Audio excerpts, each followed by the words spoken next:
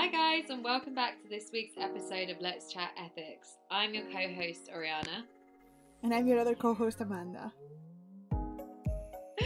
And this week we're going to be discussing or following on from last week's episode, which was data bias, and this week we're going to be talking about bias by design. So some examples of bias by design were the technology that's used in airports, not recognizing Asian faces and recognizing coming up that Asian people had their eyes closed, which is obviously extremely racist. And just like usability for people with disabilities. And it's quite easy for people to be, or certain groups to be left out of the design process. So yeah, I think that's something that UX designers and user researchers have been trying to get better at, but we're seeing in many instances of life where things are designed for men or things are designed for white people and only recognizing white skin tones. So yeah, it's something that is clearly a massive issue, and we've recognized it now, but it's still, obviously, we're not at the space where we need to be in technology in terms of usability for all groups. So, yeah, what are your thoughts on this bite-sized design, Amanda? Yeah, I think this is a topic that's kind of close to my heart, really near and dear to me, because as I've talked about before, so my PhD, it is looking at abuse detection and mitigation in conversational agents, but I also look at that, basically I look at that as part of the design of conversational agents like Alexa and Siri, and we have designed all these systems to have these female personas based on a stereotype that we have in our mind, right? So if you close your eyes right now and I tell you to picture a personal assistant, chances are you're picturing a woman in her 20s, maybe early 30s, and she's probably quite maybe a bit passive, and these systems are definitely very passive and submissive. So that was kind of one of the things that I looked at in my research early on, was when they were being abused, for example, what kind of responses were they using. And I think this is definitely part of bias by design, of this idea that we have that personal assistants are women and women are subservient and should be always nice and pleasing. I mean, I remember that at some point Alexa, if you insulted her, would say things like, "Oh, I'm very sorry, you can leave feedback on Amazon.com." And I get that that's coming out of an assumption that people are frustrated, and so they, Alexa has done something wrong and hasn't understood. But ultimately, the message there is that it's okay that you insulted me. I mean, can you imagine if you call customer service and you start calling them horrible names, that they would apologize to you? That's to me, is quite shocking. And I worked as a receptionist a few years ago at a doctor's office, and I did get a little bit of abuse once from someone, and everybody there would have told me, just hang up the phone and stop talking to them. And that's kind of what we expect that a human would do, kind of assert themselves. So the fact that we're designing these things is to be so passive and just accepting of any kind of abuse and sexual advances, because they also often were kind of flirtatious back. So I think, was it Siri or Google, if you asked, "What are you wearing?" it would say, "In the cloud, no one knows what you're wearing," which is extremely suggestive. So that's one of the aspects of kind of bias by design that certainly pop out to me. I also, we talked a few episodes ago about the book and the network, the Design Justice Network, and they're trying to tackle this kind of bias by design, I guess. So that's really interesting. I think especially, for me, the gender issue comes into it because of my research. Is sort of the first point of contact that I had with this. But having been reading the book and all of that, you start to see all the ways in which our world is horribly biased by design and designed for men. There's another book.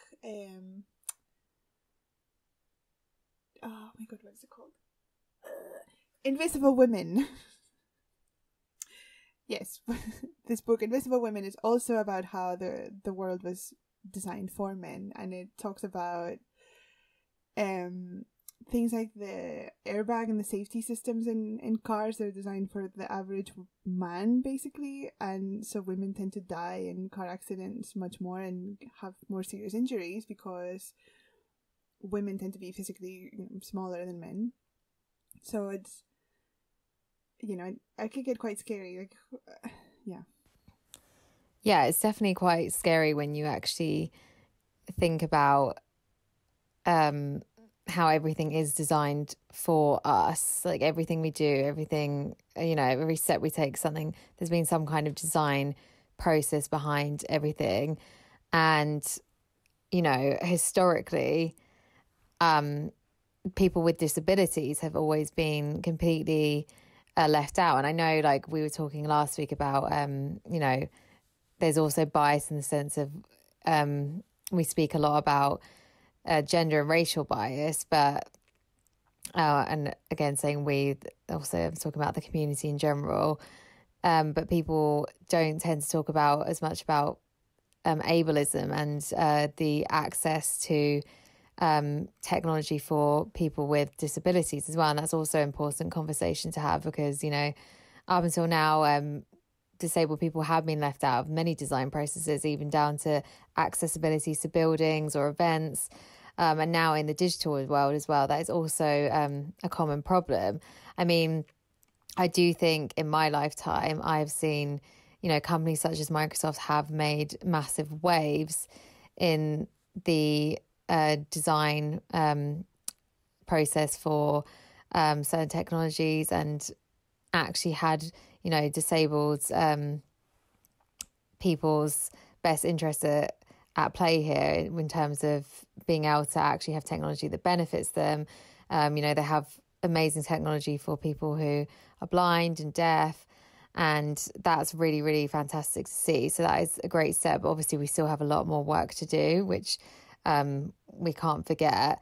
And also, sidebar your point about Alexa, Amanda. Yeah, it's interesting how we, in our everyday lives, again, probably don't think about how our interactions with Alexa would trickle into our subconscious and actually have an effect on our subconscious, and how we maybe view women and maybe see them as subservient. And I know that's something that, when people are talking to Alexa, they don't ever think of that, but it does actually, these things do trickle into your subconscious.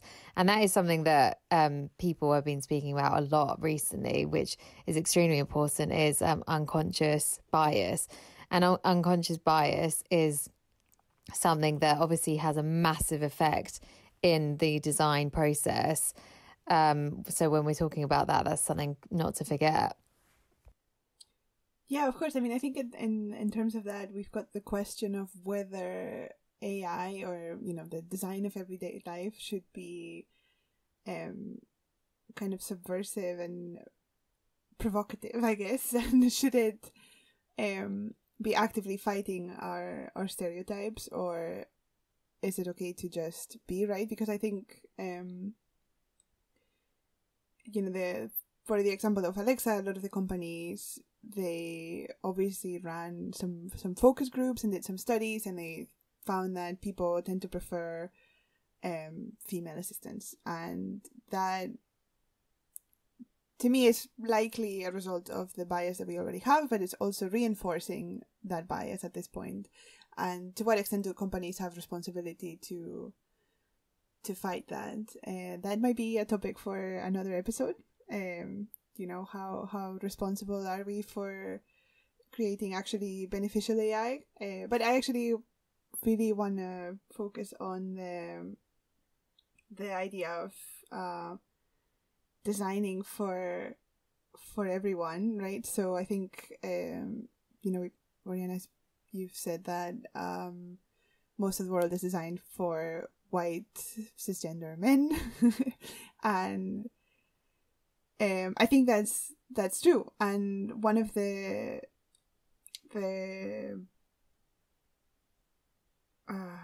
what's the word I'm looking for? So on the one hand, when you want to design something, you might want it to work for the biggest number of people, or you might go for the easiest way to solve it. And for some things, it might be that you just have more data about these kinds of things.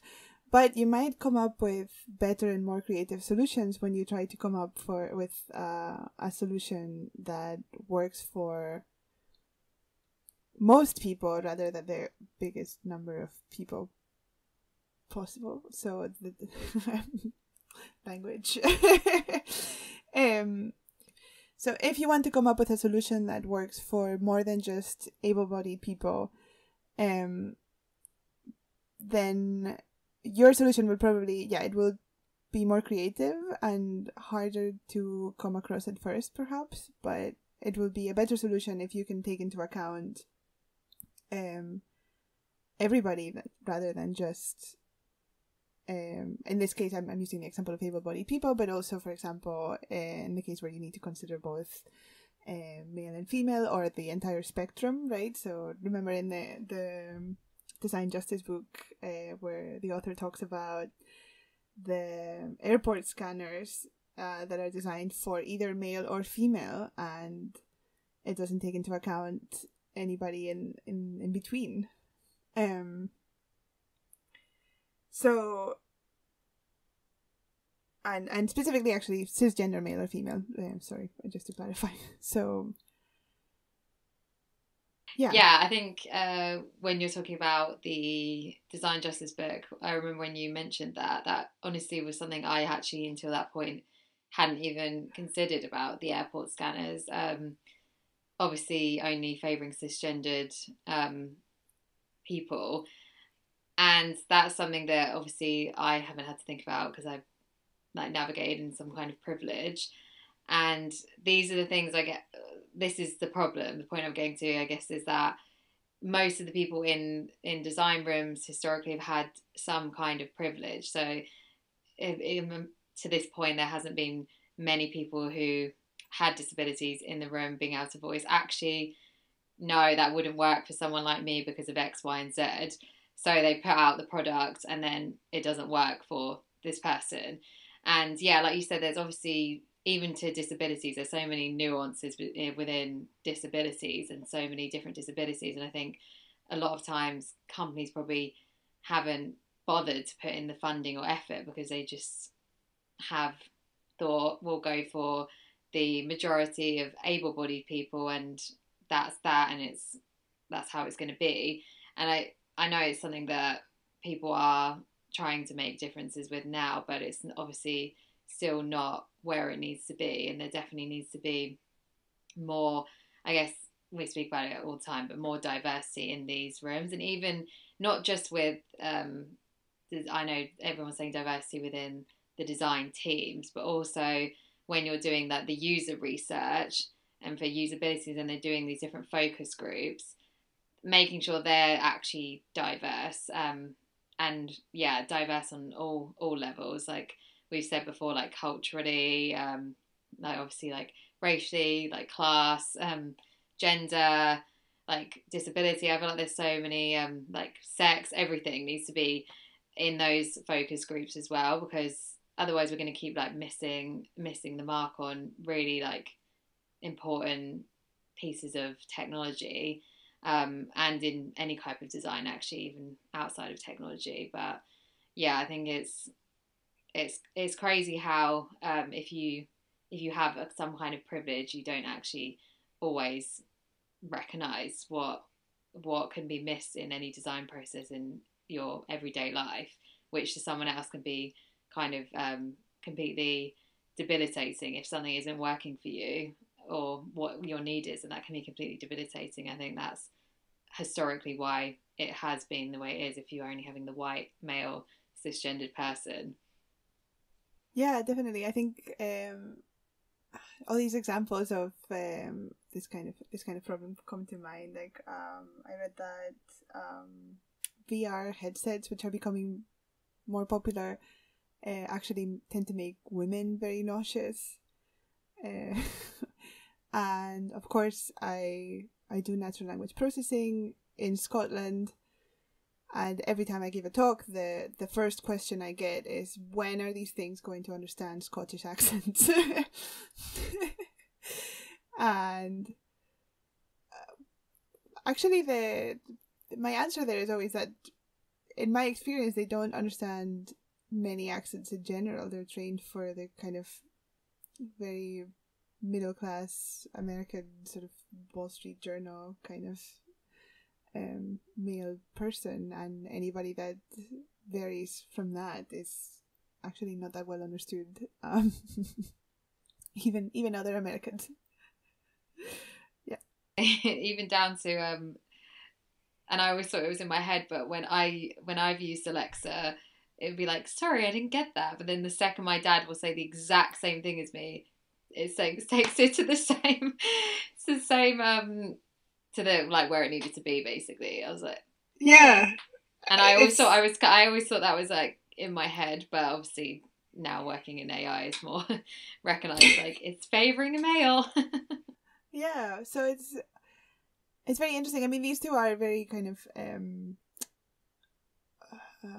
the harm that these two, like the VR said and the Alexa not understanding. Alexa, for example, it happens with all of these systems. Then the harm is relatively minor compared to something like the airport security not understanding you, or straight up being excluded from being able to use something completely. But it's something that it's important that we kind of keep in mind when we're designing these kind of things. So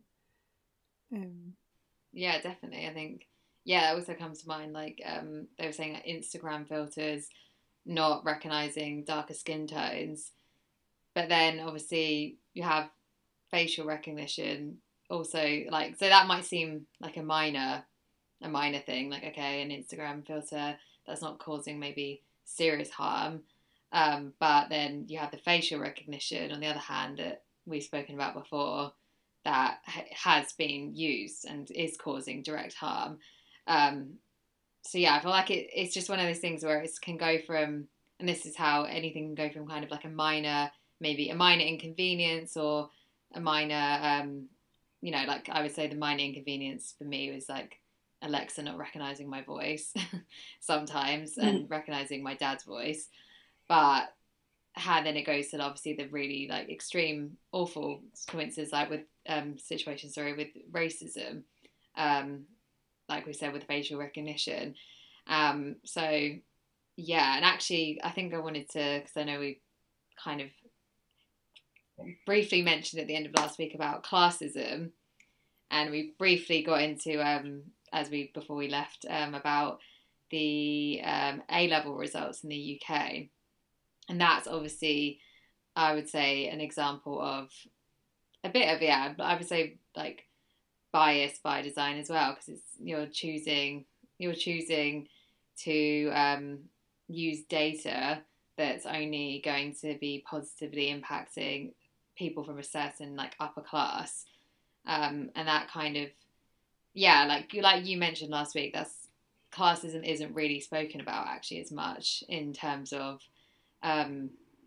bias. And actually, I was on a panel in the summer, and the woman on the panel, who was Iveta Sampson, she basically literally said just that. We were talking about diversity in terms of having black people in the room when talking about facial recognition and HR systems. Yeah, and what she said was basically that no one was really speaking about was how is a black man from the south side of Chicago who's maybe come from a working class background, meant to relate to a black man who has come from an upper class background and grown up in like suburbia in the United States, and then has gone to Harvard, for example. And she was saying that just because of, she was like, we always speak about skin color, but we're still not speaking about, okay, they skin color in common, but the class is going to ultimately make whoever, which one of them was ever in the room, have a different output to give. So that was something that I thought was a really, really interesting and good point, and it made me realize then we don't really talk about class as much, because there's a lot of nuances within that, and like she said, both of them are going to have completely different experiences to give when they're in whatever team they're working, whether that's in the design or any process or in tech. So that's also something to consider when people talk about, I guess, diversity, because diversity can sometimes be thinking if you have like certain people in the room, it's all going to solve every problem, but actually there's many like nuances to it. Yeah, and I think class, like we were saying last week, it's something that's often left out of the discussions about bias. And I wonder, I think I said that already last week, that to some extent I think it's probably that in the US it's kind of taboo to talk about class. You've got this idea that there is no class system in the US, and maybe there is no class system that has been created from the aristocracy and all of that, like we might have in Europe, but it's completely insane to suggest that there is no class system in the US, when the US has one of the highest rates of inequality, especially in the developed world, for sure. So how can you suggest there is no class system and just completely leave it out of the conversation? Because even when we go thinking outside of just Europe and the States, even outside, I guess, of the Western narrative, class systems do exist in pretty much every continent, actually, and most countries have some form of a class system. And and if you're, I guess you would think, I guess stereotyping a tiny bit, but most people from maybe the middle or upper class are going to be more likely to get the jobs in tech, whatever country they're working in, because they've been given more privilege, more opportunities.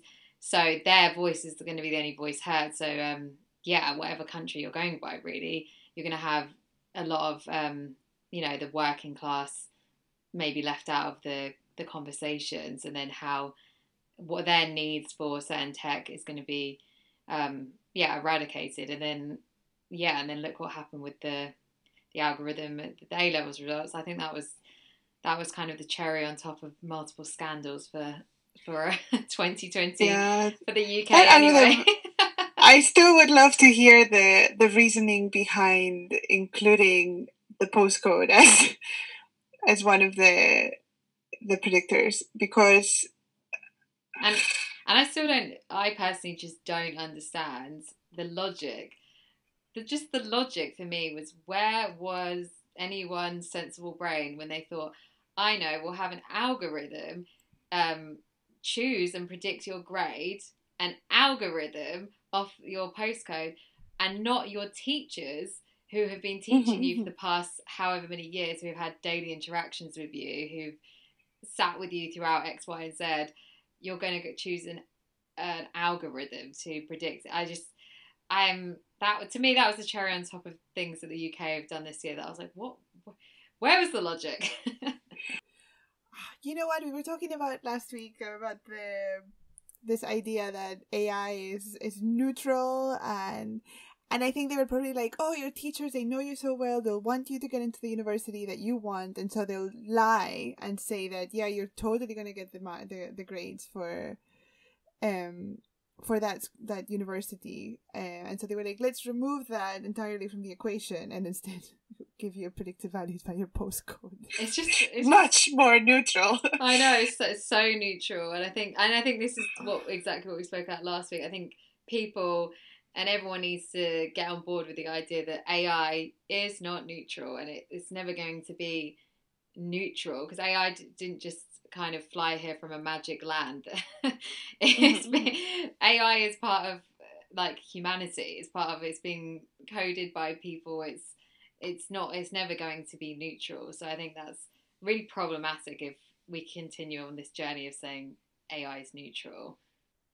Yeah, and wasn't the solution to that in the end was you could pay an exorbitant amount to actually go and take your test by yourself? I think you had to pay like £200 per subject or something like that. Yeah, it was at first it was that. Yeah, and then rightfully so, I'm really happy all the students really went out and protested, and then they went off I think they went off their teachers' predicted grades anyway in the end. So all of that for nothing. I just think that was whoever was behind that. I know they the company, the two senior people resigned, but in terms of government as well, people should have had a bit more perception to what was going on, because that was ridiculous. Yeah, and it's surprising in the UK, where I feel like the discussion around class is not so taboo. Like, I think it's very much acknowledged that there is this, so I'm shocked that nobody in the UK thought, hey guys, maybe we should double check this first. I do think the problem here is though that people kind of want this class system. I know we spoke about that briefly, how people don't really want the class system to not be here anymore. So it's much more like people are very proud to be from working class. People are very proud to be from the class they're kind of born into a lot of the time, and it's almost kind of like something that people carry with them throughout life. I've just noticed that way more after, because my mum's American, my dad's British, and then spending a lot of time in America and living in America is a lot different. People there they would be offended if you said working class, really, or they kind of see everyone as being able to get to where they've got to get through the American dream, I guess, that ideology. Whereas here, I think it's everyone carries throughout their life this idea of what class they're in. So, it's interesting, and that's obviously now seeped into technology as well.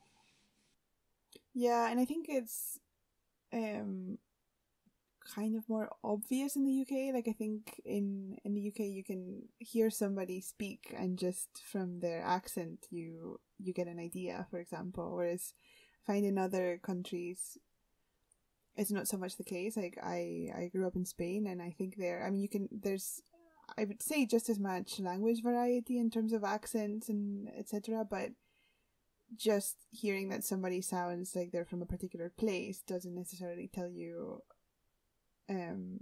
what their background is beyond their like geographical origin. That is very true about the UK, actually. Very, very true. Yeah, but I think definitely it's definitely seeping into tech in many, many ways. Yeah, I think we're actually up on our time, you know. Oh wow, that went fast. It always goes by fast these days. Yeah. Okay, well, thank you everybody for listening. Thank you so much for tuning in, guys. And as always, if you want to follow us on socials, we're at Let's Chat Ethics on Twitter, and we also have email if you want to get in touch. It's letschatethics@gmail.com. Yeah, and if you found anything that we said thought-provoking or just interesting, you liked it, you disagreed, feel free to tweet at us. We'll definitely interact with you. Yeah. See you next week. See you next week. Bye.